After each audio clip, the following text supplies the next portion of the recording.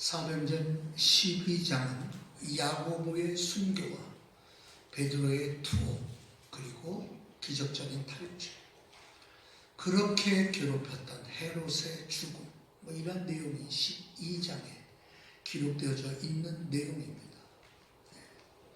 자, 그 시작이 그때에라는 말씀으로 시작됩니다. 그때에. 여러분, 이때가 어느 때인가 하면 복음이 이제 이방에 전파되어지기 시작하는, 즉 안디옥이라고 하는 이방 땅에 교회가 세워지게 되고, 그 안디옥 교회를 중심으로 이제 이방인을 향한 선교가 꿈틀거리기 시작하는 그때, 안디옥에 세워진 그 이방인들이 모여있는 교회,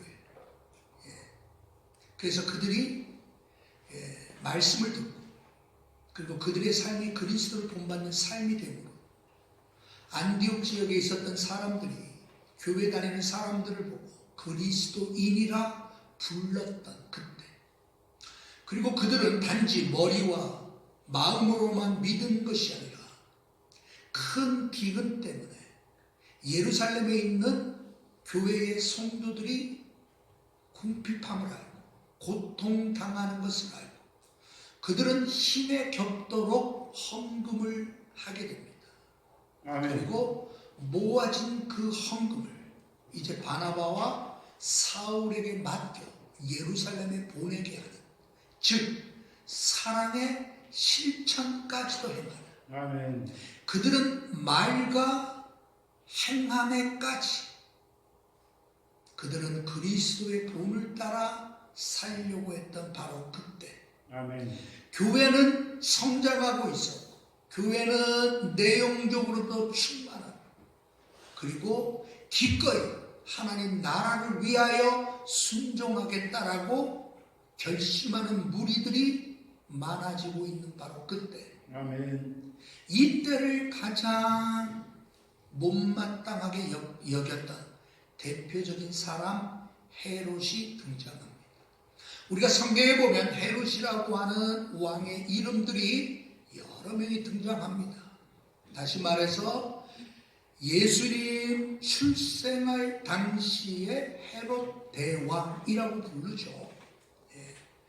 그래서 한 살 미만의 모든 산의 아이를 다 죽이라고 그렇게 명령했던 헤롯 대왕. 그리고 세례 요한을 칼로 목베어 죽였던 왕도 헤롯 왕입니다.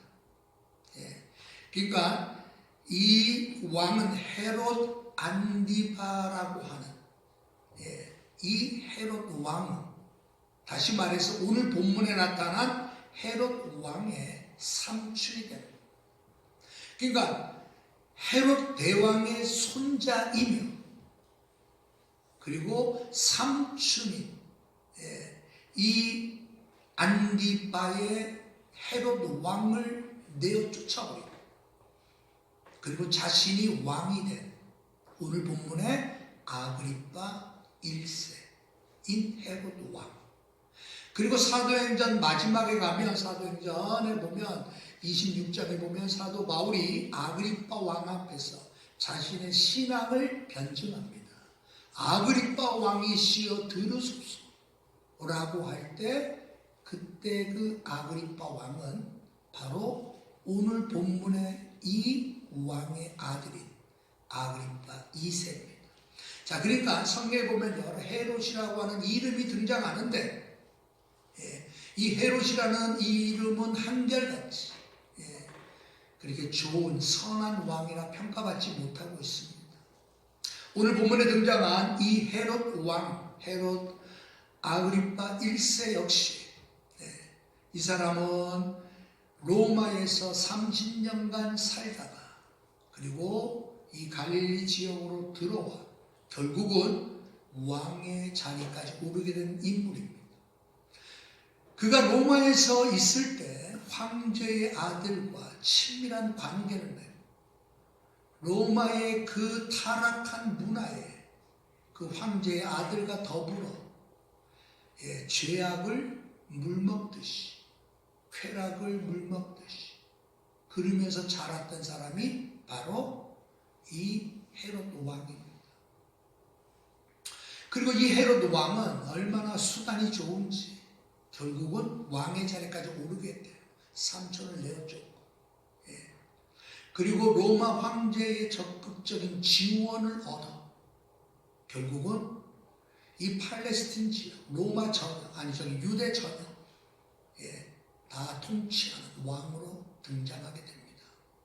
근데 이 사람은 그렇게 육체적으로는 쾌락을 쫓고 로마의 문화에 젖어 타락한 삶을 살면서, 그러나 이 사람이 빠지지 않고 행했던 것이 있어.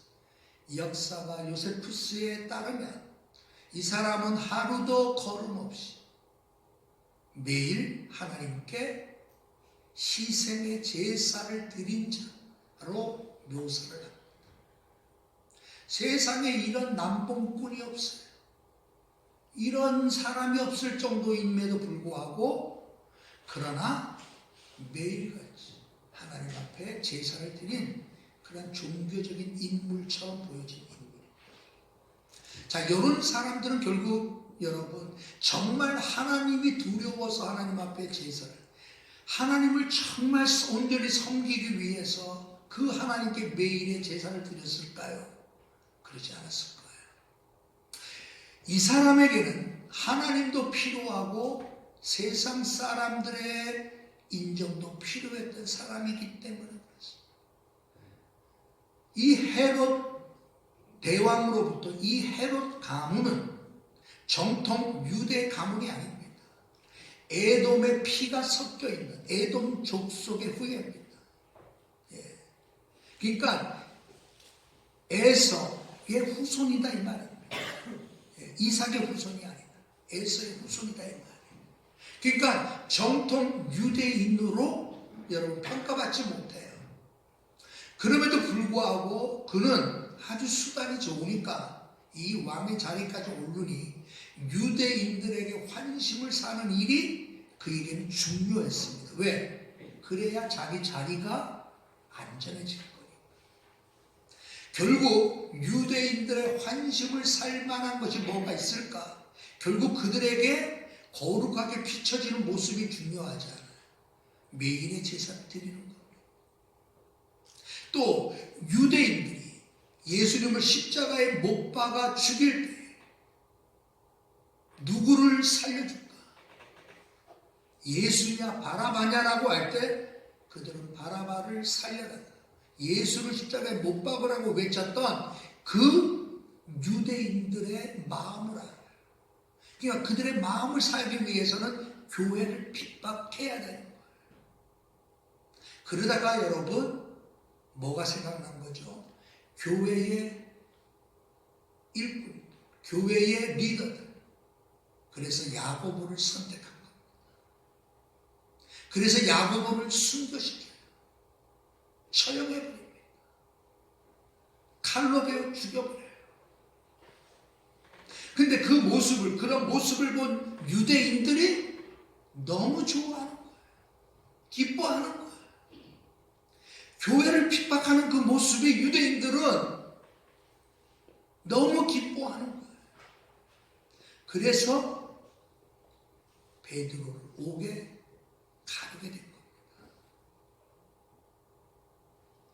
오늘 이 본문의 말씀을 보면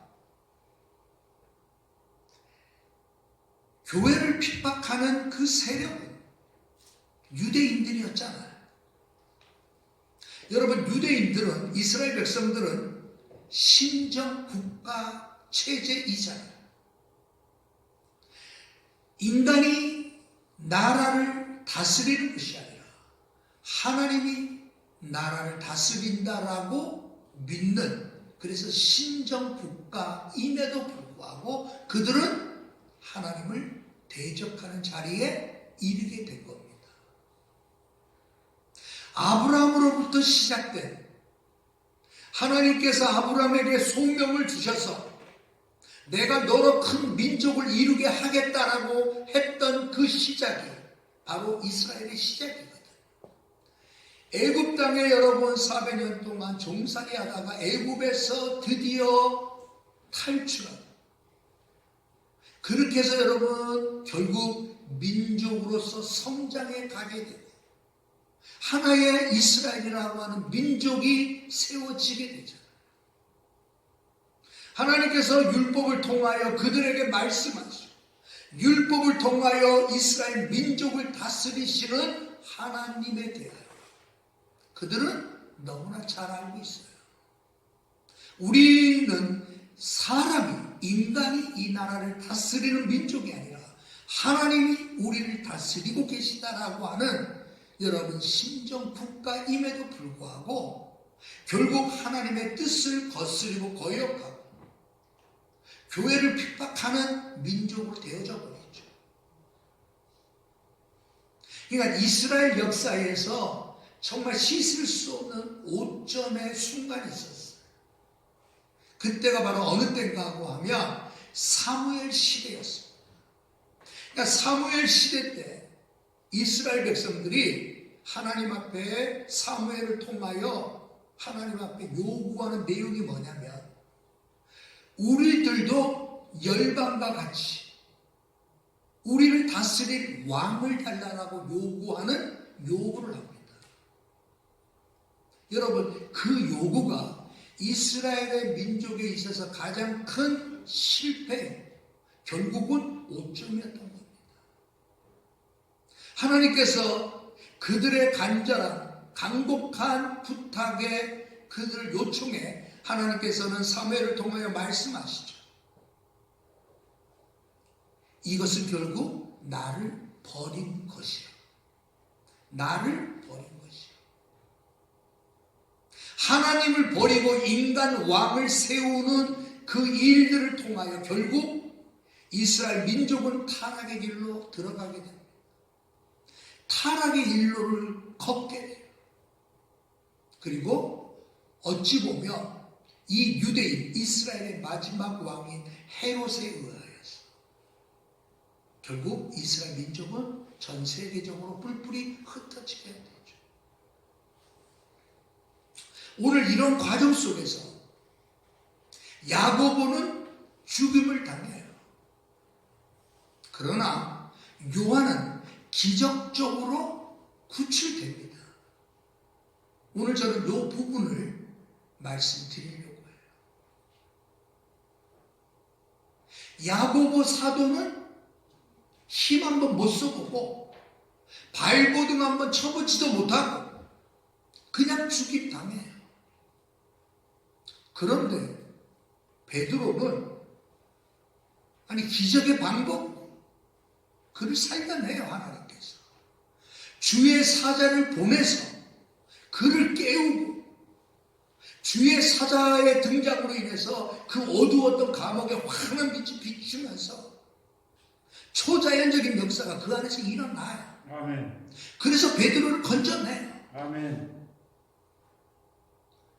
야고보 사도에게는 하나님은 아무 일 안 하셨어요. 야고보 사도는 그냥 힘없이 맥없이 발버둥도 못 쳐본 채 마치 죽은 것 같아요. 비참하게. 그런데 베드로는 달리 대해주세요. 그를 살려내요. 그렇다면 과연 하나님이 행하시는 일, 다시 말해서 하나님이 통치하시는 일 가운데 일어난 일인데 한 사람 야고보는 맥없이 힘없이 그냥 죽임당하고 베드로는 하나님께서 살려내세요. 그러면 이것을 어떻게 우리는 해석해야 될까? 오늘 여러분 우리가 이 땅에 살면서 정말 맥없이 힘없이 그냥 여러분 정말 암만 돈이 많은 여러분 스티브 잡스가 56세에 암으로 인해서 세상을 떠나요. 56세에 그가 여러분 그 죽음의 병상에서 그가 했던 말 가운데, 마지막 했던 말 가운데 이러한 말을 했다 그래요. 이 세상에서 가장 비싼 침대는 병상에 누워있는 바로 이 침대라. 여러분, 암만 많은 돈, 셀 수 없을 만큼 많은 돈을 가지고 있다. 죽음의 문턱에서 여러분 힘 한번 못 써보고 세상을 떠나는 경우들이 얼마나 많은지 몰라요. 우리가 간혹 그런 경우 있잖아요. 안타까운 사연들을 뉴스를 통해 접해보죠. 그래도 한번 힘이라도 한번 써보고 발버둥이라도 한번 쳐보고 안 되더라도 그래도 한번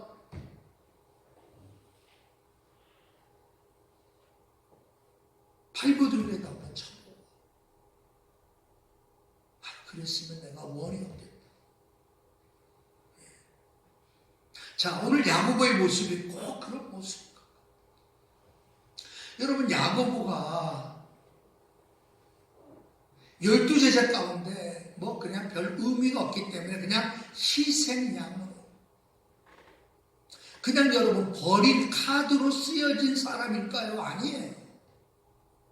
야고보는 여러분 예수님께서 변화산에 올라가셨을 때 세 사람을 데리고 갑니다. 그때 여러분 이 야고보가 예수님과 함께 변화산에 올라갔잖아요. 아멘. 그의 형제 요한과 함께 그리고 베드로와 함께 여러분 이 세 사람이 변화산에 올라 주님의 사랑을 한 몸에 받았던 사람이 야고보입니다. 야고보가 시시한 사람이기 때문에 그냥 시시한 죽음을 맞게 한 것이 아니에요. 그는 베드로 못지않게 요한 못지않게 주님의 사랑을 받은 사람이 야고보예요. 바로 그 야고보가 죽을 때에 하나님은 아무런 힘을 쓰지 않으셨어요. 그런 것 같아요. 그가 아마 발버둥을 칠 때 하나님은 아무런 도움을 안 주신 것 같아요. 그러나 반대로 베드로 같은 경우는 초자연적인 기적을 동원해서 그를 건져냈어요. 베드로를 그러한 초자연적으로 건져내실 수 있는 하나님의 능력이 있으신 분이라면 야고보를 여러분 건져내지 못하실 이가 없잖아요. 아멘. 야고보를 여러분 건져내기 위하여 아무런 힘을 쓸 수 없는 하나님이라면 베드로에게 일어난 일은 있을 수 없는 일이잖아요. 저는 이 부분을 묵상하면서 이 부분의 해답이 얼마나 중요한지 몰라요. 이 해답이 우리에게 없으면 안 돼요. 자, 이 해답을 열 수 있는 첫 번째 키가 있어요. 그게 뭔가 하면 이 야고보와 이 요한이 형제지간이잖아요. 예수님께 와서 이전에 요구했던 내용이 있습니다. 그게 어떤 내용인가 하면 주의 영광 중에 우리를 하나는 주의 우편에 하나는 좌편에 앉게 하여 주옵소서라고 요구를 합니다. 네? 이 야고보와 요한이 예수님께 와서 주님, 주의 영광 중에서 우리를 주의 보좌 좌편 우편에 앉을 수 있는 그 영광을 우리에게 주십시오라고 요구할 만한 했던 그런 사람입니다. 그때 주님께서 하신 말씀을 우리는 기억하는 것이 첫 번째 열쇠입니다. 그게 그때 주님이 그들을 꾸짖거나 그들을 야단치거나 그러지 않으셨어요. 주님은 자비로우신 음성으로 이렇게 말씀하셨죠. 너희 구하는 것은 너희는 알지 못하느니라.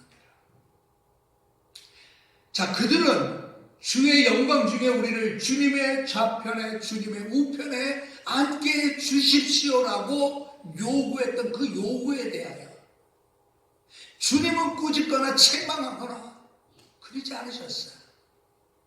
주님은 사람스러운 오조로 말씀하신 말씀이 너희는 너희가 구하는 그 내용을 너희가 구하는 것을 너희는 알지 못하는 도다라고 말씀하셨어요. 그러니까 그들이 구하는 것은 주님의 영광의 우편과 좌편에 앉는 최고의 자리에 오르는 것이 그들의 요구였어요. 여러분, 우리도 그렇잖아요. 제가 어렸을 때 우리 어머니가 기도했던 것 중에서 늘 기도에 빠지지 않는 단골 표현이 있었어요.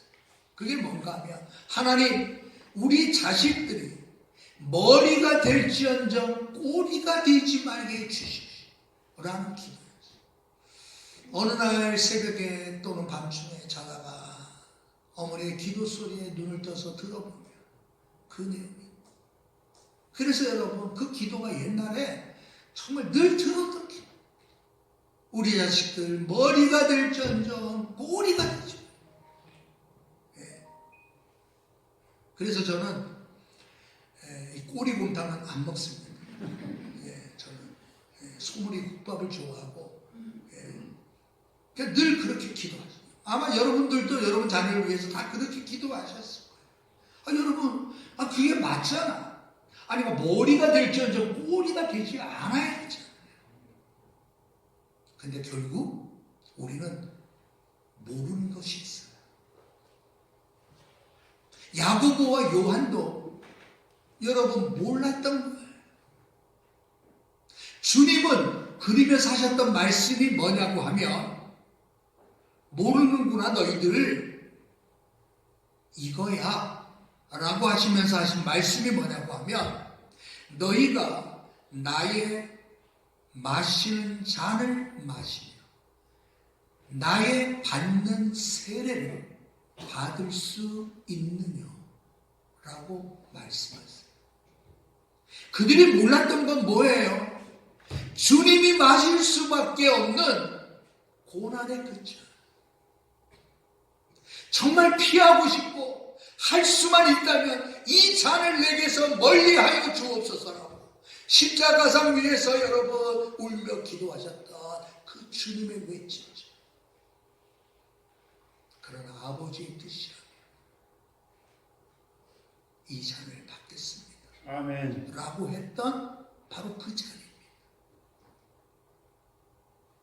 주님이 받으셨던 그 잔. 주님이 당하셨던 죽음의 그 세례. 내가 받는 그 세례. 죽음을 통하여서 영원한 생명을 다시금 줄 수 있는 그 세례.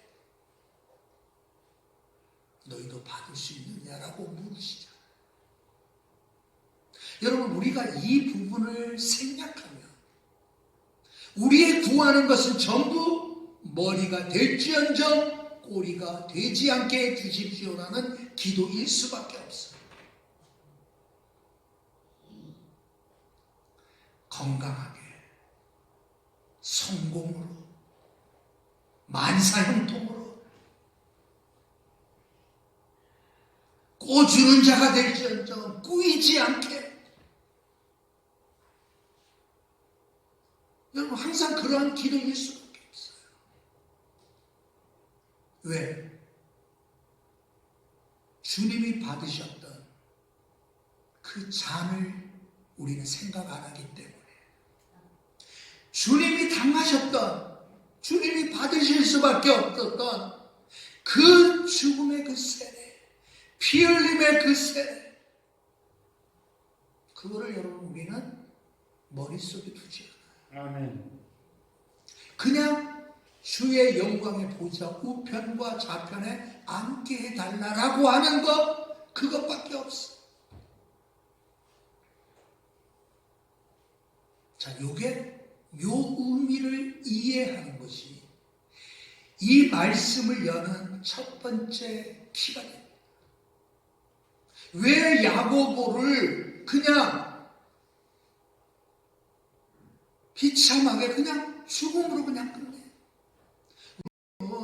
기적의 방법을 동원해서 왜 살려주셨습니까?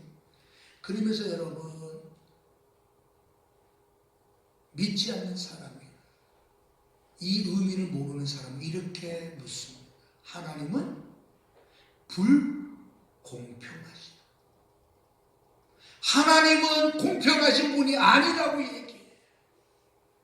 왜 나는 죽어야 하고 왜 저 사람은 살아납니까? 왜 나는 이 고통 속에, 이 두려움 속에, 이 절박함 속에 왜 하나님은 나를 건져주지 아니하시오? 왜 나를 이렇게 내버려 두시오? 아니, 저 사람은 하나님께서 역사하셔서 왜 저 사람은 살려주시고 왜 나는 죽게 하십니까? 하나님은 공평하시지 않습니다. 여러분, 이렇게 말하잖아요. 자, 오늘 이 일은 하나님께서 공평하지 않는 건가요? 불공평한 건가요? 하나님은 공평하신 하나님이에요. 아멘. 뭘 보고 알 수 있을까요? 여러분, 그분의 통치하심의 결과입니다. 아멘. 그 말의 의미는 하나님은 야고보를 야고보로서의 통치하고 계신 거예요. 그 얘기예요.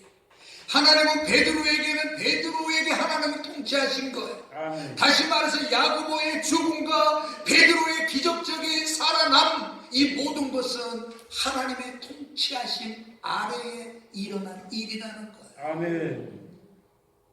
야고보의 죽음의 그 비참함 속에 비록 성경에는 언급이 되어져 있지 않는다 할지라도 그 하나님은 가만히 계셨던 것이 아니에요. 아멘. 단지 베드로처럼 기적적으로 살려내신 것은 아니지만 그의 죽음 하나님이 외면하지 않으셨어요. 아멘. 저는 그렇게 믿습니다. 이 야고보의 죽음은 마치 외롭고 쓸쓸하게 아무도 도와주지 않고 모두 다 외면해버린 채 그저 쓸쓸한 모습으로 비참하게 죽어가는 한 사람의 이야기가 아닙니다. 성경은 간략하게 언급되어져 있지만 이 야고보의 죽음은 사도들의 첫 번째 순교자였습니다. 그렇잖아요. 아멘. 예수님의 12제자 중에 가장 먼저 순교의 제물이 된 사람이 야고보입니다. 아멘. 그 순교의 그 모습, 그 장면을 우리가 생각해 볼 때 그 죽음의 칼날에 무서워서 벌벌 떨고 살려달라고 애원하다가 죽었을까요? 아니라고 생각합니다. 아멘. 그가 다른 사람처럼 예수를 부인하며 살려주겠다라고 할 때 예, 살려주세요, 나는 부인하겠습니다. 그러다가 여러분 죽여라 해서 죽임당했다라고 생각하지 않아요. 아멘. 야고보의 죽음에는 주님이 함께 계셨던 것은 맞아요. 왜? 아멘. 그분의 통치 안에 있었기 때문이에요. 아멘. 그의 죽음은 비겁하게 몸부림치다 죽은 죽음도 아니고요. 야고보의 죽음은 주님을 드러내는 영광스러운 죽음이었을 거라고 저는 믿습니다. 아멘. 왜? 주님의 통치하심 아래 있었기 때문이에요. 아멘. 스데반이 돌에 맞아 죽을 때 여러분, 그의 얼굴이 천사의 모습과 같이 그를 죽이는 자들을 향하여서 그의 모습이 많은 감동을 주었어요. 야고보는 어땠을까요? 야고보 역시 그랬을 거예요. 아멘. 야고보의 머릿속에 내가 그때는 철없고 어리석고 그때 내가 정말 너무 몰라서 주의 보좌 우편에 내 동생은 좌편에 앉게 해달라고 했던 그 어리석음을 후회하고 있어요. 주님이 받으셨던 그 차, 주님이 받으신 그 세례 저도 기꺼이 받겠습니다 라고 고백하며 예수님을 따라왔을 거예요. 아멘. 그러다가 여러분 붙잡혀 헤롯 왕에 의하여 순교당한 거예요. 아멘. 무슨 말씀인지 이해되시죠? 아멘. 하나님께서 여러분 그를 버리신 게 아니에요. 하나님께서 여러분 손 하나 안 쓰신 게 아니에요. 하나님은 야고보의 죽음과 함께 하셨을 거예요. 그에게 여러분 나의 받는 잔의 의미를 알게 하셨고, 내가 받는 세례 너도 받을 수 있겠느냐 할 때 내가 주님과 함께 세례받는 그 영광에 동참하게 된, 주님의 고난에 참여하게 된 그 영광을 그는 누렸을 거예요. 아멘. 마치 스데반처럼 어쩌면 그 이상일 거예요.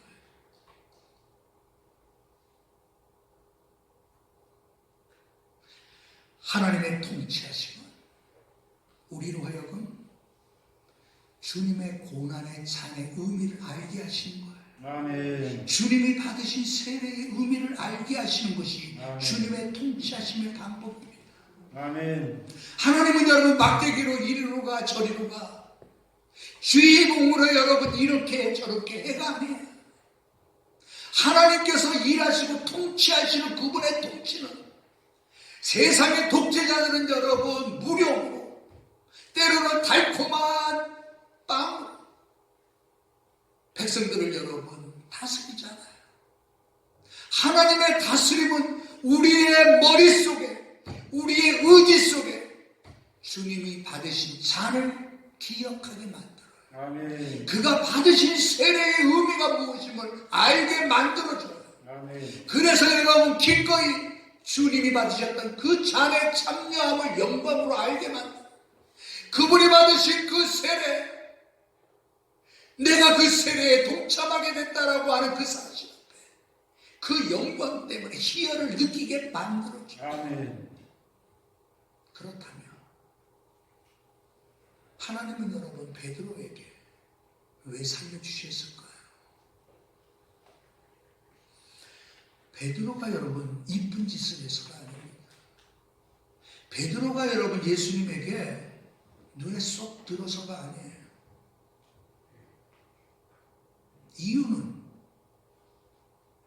그것도 마찬가지로 주님의 통치하심 아래 있었던 것밖에는 말할 수 없어요. 아멘. 그래서 그분의 통치하심을 신비라고 얘기하죠. 아멘. 그분의 통치하심. 신비일 수밖에 없어요. 근데 그 신비가 우리에게 위로가 되는 거예요. 그분의 통치하심은 신비예요. 우리가 여러분 딱 보면 딱 알아버리면 그건 신비로운 게 아니죠. 딱 하면 딱이면 신비로운 게 아니에요. 하나님의 통치하심은 신비롭다는 것은 우리는 이해되지 못하지만, 내가 해석할 수 없는 상황이지만 이 모든 상황 속에서 하나님께서 일하고 계시다라고 하는 것이 느껴진다는 거예요. 아멘. 그래서 신비라는 거예요. 그러면 베드로의 뭐를 보고 여러분 힌트가 오늘 제목이었어요. 급히 일어나라. 지금 누가 베드로를 깨우는 건가요? 주의 사자가 깨우는 겁니다. 그렇다면 깨울 정도라면 베드로는 지금 아주 골이 떨어졌죠. 근데 상상해 보세요, 여러분. 베드로가 지금 편히 잘 수 있는 상황이 아니잖아요. 그러니까 명절 마지막 날입니다. 끝날. 이제 내일이면 옥에서 끌어내. 이제 야고보가 당했던 죽음처럼 베드로도 죽을 수밖에 없는 처지예요. 바로 본문은 말씀하잖아요. 그 끝날, 그 전날 밤에 내일이면 나도 그 무시무시한 칼로 죽임 당할 텐데, 아니 그 밤을 누군가 깨워서야 일어날 정도라면 깊은 잠에 들 수밖에 들었다는 거잖아요. 자, 우리 교회 성도님들 가운데 저도 그냥 잠이라고 하면 저도 막을 수가 없네요. 막을 수가 없어요. 저도 베드로와 같은 이러한 상황일지라도 나는 그래도 나도 잘 것 같아요. 한번 손 들어보세요. 그런 사람. 내일 당장 이제 내가 죽는 거예요.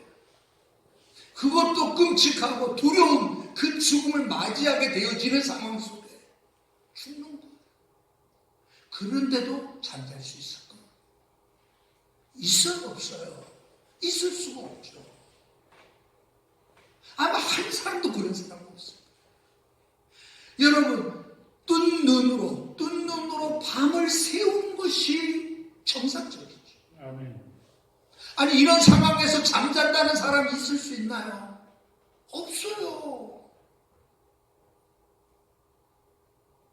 아니, 제정신이 아닌 이상 뜬 눈으로 밤을 새울 수밖에 없는데 베드로는 지금 뭐 한다고요? 잠잤어요. 옆구리를 쳐서 깨울 정도의 잠에 들었어요. 아니, 암만 시편 127편에 그러잖아요. 여호와께서 사랑하시는 자에게 잠을 주시는 도닥이죠. 아니, 암만 사랑해 들어. 아니, 이렇게 잠을 잘 수 있을까요? 있다, 없다. 한번 스스로 답해봤어요. 있다, 없다. 아니, 있으니까 베드로의 이야기가 나왔죠. 없는 걸 여러분 꾸며놓은 이야기가 아니잖아요. 있다라는 거 아니에요. 우리의 상식으로 보면 있을 수 없어요. 더군다나 여러분, 그가 잠자리가 편한 거 아니에요. 두 군인들 사이에 끼어 두 쇠사슬에 묶여 그렇게 여러분 잠잤대요. 아니, 잠이 이렇게 하면 잠이 오겠어요, 안 오겠어요? 왜? 아무런 일이 일어나지 않는다 할지라도 두 사람 사이에 끼어서, 그것도 두 쇠사슬 묶였어. 그리고 여러분, 4명씩 내조로 철두철미하게 철동같이 지켜보고 있는 그 상황 속에서 어떻게 편히 잘 수 있겠어? 아니, 잠자리가 편하지 않잖아요. 저는 그런 경험이 있어요. 정말 우리가, 여러분들은 새벽 예배 나오시기 위해서라도 잠자리를 좁아야 됩니다. 그죠? 잠자리가 얼마나 나쁜지 새벽에 못 일어난다 하면 여러분 잠자리 바꿔야 돼요. 우리가 잠자리를 좋은 곳으로 마련하는 이유는 새벽에 주님께 기도하기 위해서. 아멘. 제가 그걸 체험해봤어요. 제가 우리 친구 중국에 있는 우리 목사님이 한 번 옛날에 참 고맙다고 막 그러면서 그 호텔을 한번 잡아줬어요. 난생처 힐튼 호텔이라는 곳을 한번 묵어봤어요. 이 목사, 여기 참 좋은 호텔이야. 그러니까 한번 묵어봐. 편히 쉬어. 그래서 묵어봤어요. 근데 자고 일어나니까, 이야, 그렇구나. 잠자리가 이렇게 중요하다. 내가 한 10여 년 전에 깨달았어. 그래, 나도 이 침대를 구입해야지. 좀 물어봤어. 여기 침대가 에이스예요? 뭐예요? 물어봤더니 아니겠죠? 예. 그래서 하도 어려워서 내가 적어봤어. 예. 이 침대는 카르펜이라는 매트리스가 깔려있는 침대입니다. 미국의 좋은 백화점, 좋은 호텔의 침대들은 다 이 침대를 씁니다. 그래서 저도 이걸 한번 사보려고. 아직 못 샀어요. 혹시 여러분, 목사님, 새벽 예배를 위해서 잠자리 편하게 해드리고 싶다 하면 카르페, 매트리스 수백만 원 갑니다. 자, 이것보다 더 좋은 잠자리를 여러분들이 해주고 싶으면 스웨덴 왕실이 쓰는 덕시아나라고 하는 침대를 구입해 주십시오. 나도 이게 뭐 내가 아나? 그냥 에이스면 촤. 근데 여러분 보세요. 정말 잠자리는 내가 느꼈다니까. 아, 이래서 좋은 침대를 쓰는. 그래서 우리 이제 딸 시집 보낼 때, 난 다른 거는 못 해주지만 새벽 예배 가기 위해서 침대 하나만큼은 덕시아나라고 하는 1,000만 원에 넘어가는 침대 월부로 한번 해주고 싶은 마음이 있어. 잠자리가 편하지 않다는 말씀을 하고 싶어서 여러분 귀에 쏙쏙 들어 말씀드리는 거예요. 지금 베드로는 잠자리가 편하지 않아요. 뿐만 아니라 내일이면 이제 해가 뜨면 자신은 죽어요. 그럼에도 불구하고 베드로는 주의 사자가 와서 옆구리를 쳐서 깨워야 일어날 정도로 깊은 잠에 들 수 있었다는 것은 하나님의 통치하심 아래 그가 있었다는 것. 아멘. 이해되시나요? 아멘. 하나님의 통치하심 아래 베드로는 지금 있는 거예요. 아멘. 하나님께서 여러분 여호와께서 그의 사랑하는 자들에게 잠을 주신다라고 할 때 여러분 잠을 주시는 방법은 좋은 침대를 사주셔가 아니에요. 우리 털 여러분 뭐 친구가 있어서 깊은 잠에 드는 게 아니에요. 하나님의 통치하심 아래 있음을 확신하게 될 때 여러분 깊은 잠에 들 수 있어요. 아멘. 내일이면 어떻게 될지 나는 모르지만 나는 지금 하나님의 통치하심 아래 있는 존재이다. 나는 주님이 받으셨던 고난의 장과 그분이 받으셨던 세례의 의미를 나는 알고 있다. 내가 어떤 형편과 처지에 놓였다 할지라도 내가 주님이 받으셨던 그 고난과 그 세례를 나도 받을 수 있다면 나는 그것은 나의 영광이고 나의 기쁨이다. 아멘. 여러분 그 의식이 베드로에게 없었다면 여러분 그날 밤 잠잘 수가 없잖아요. 내가 살아도 주를 위하여 죽어도 주를 위하여 사도 바울과 같은 심령이 그에게 임하지 않았다라면 잠들 수가 없어요. 아멘. 하나님의 통치하심이 뭘로 나타나는 거예요? 하나님의 통치하심은 신비해요.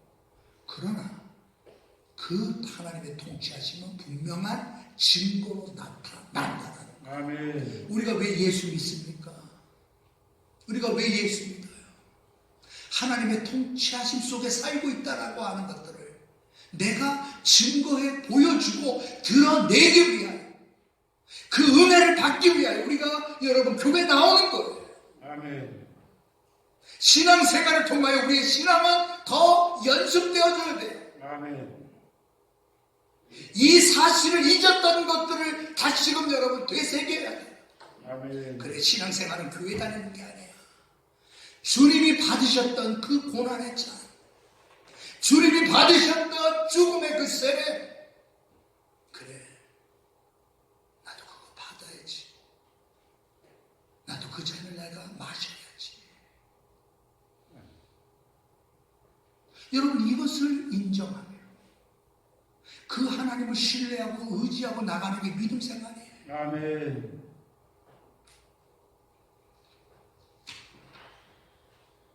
1절에 그러한 그 기도 제목을 제가 한번 본 적이 있어요. 기도 제목이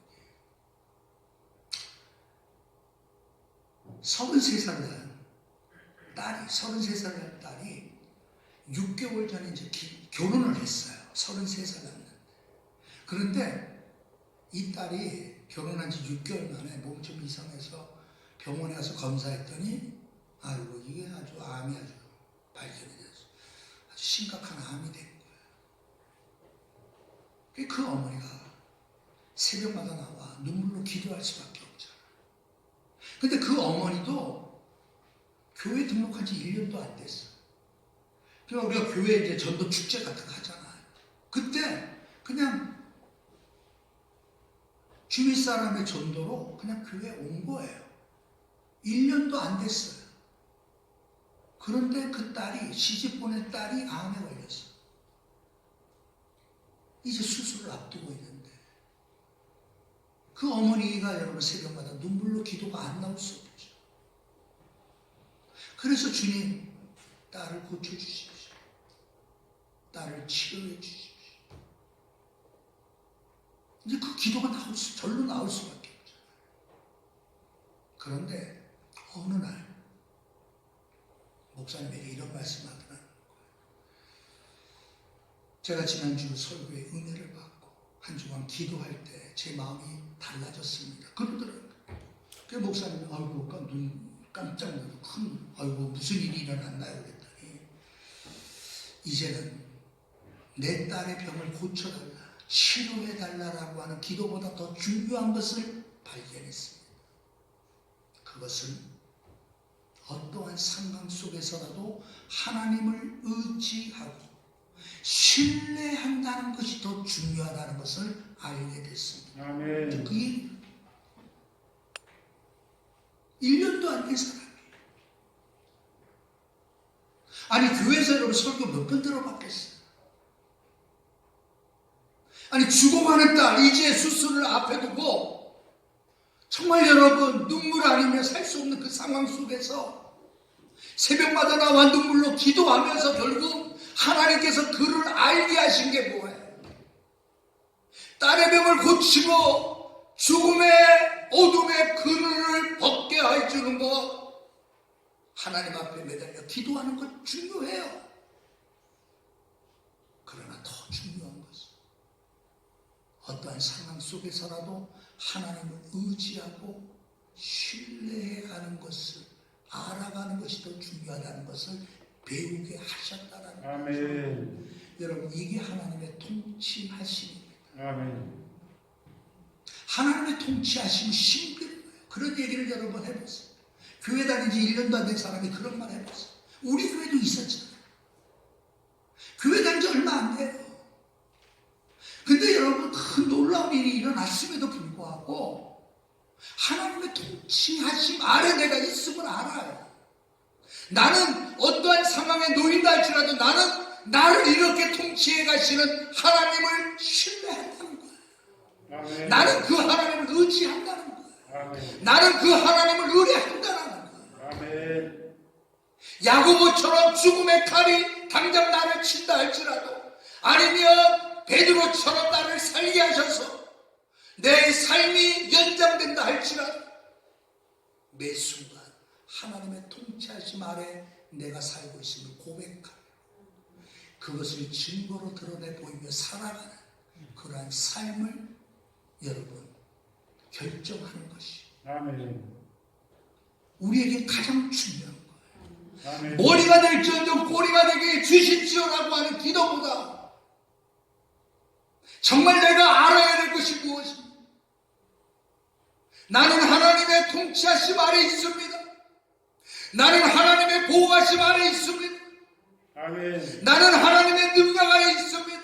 아멘. 하나님께서 나를 어떻게 대우해 주시든지 나는 여전히 하나님을 의지하고 신뢰할 겁니다. 아멘. 이것이 우리의 고백이 되지. 주님의 이름으로 축원합니다. 아멘. 며칠 전에 제 친구를 만났는데 이 친구가 이 경상남도 지역에서 제일 큰 교회를 목회하는 친구.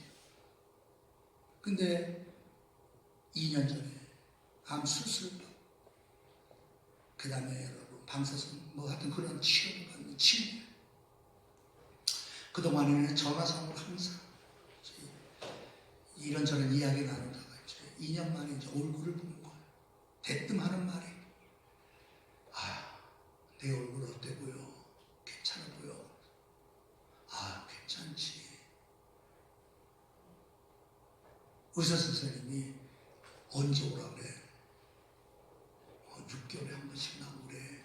나는 그때만 되면 가슴이 떨려. 떨리지. 근데 친구야, 6개월이 아니라 어떤 사람은 3개월마다 보자는 사람도 있어. 어떤 사람은 3개월마다 봅시다. 라는 사람도 있어. 거기에 비하면 그래도 너는 건강한 거야. 걱정하지 마. 그러니까 그게 너무 좋아가지고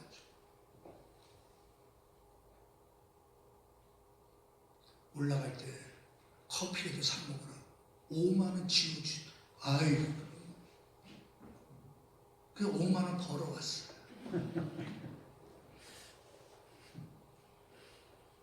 우리 집사람한테는 비밀입니다. 5만 원. 사람은 어떤 상황이 마주칠지 몰라. 중요한 것은 내가 하나님의 통치하심 아래 있다라는 사실을 늘 의식하십시오.